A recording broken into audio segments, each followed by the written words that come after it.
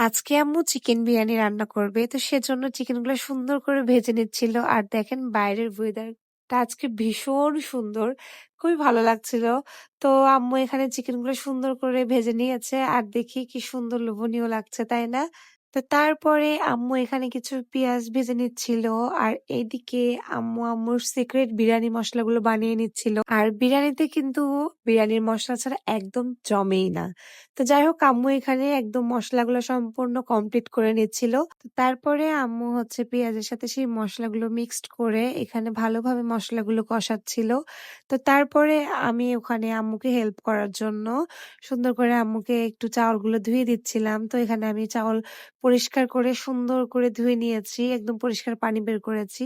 তো তারপরে এদিকে এসে দেখি আম্মু মাংসগুলো দিয়ে দিয়েছে, দেওয়ার পরে সুন্দর করে মসলার সাথে সুন্দর করে কষাচ্ছে। তো বিরিয়ানি যত কষানো যাবে ততই কিন্তু ভালো লাগবে খেতে। তো তারপরে আম্মু এখানে সুন্দর করে চাউলগুলো ভেজে নিচ্ছিল। নেওয়ার পরে এখানে পানি দিয়ে দিয়েছে। তো দেখুন কালারটা কত সুন্দর এসেছে। আর এইটা হচ্ছে বিরিয়ানির ফাইনাল লুক।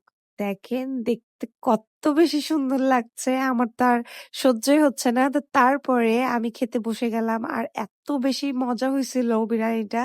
তো আজকের ভিডিওটি এই পর্যন্তই। সবাই ভালো থাকবেন, সুস্থ থাকবেন। আল্লাহ হাফেজ।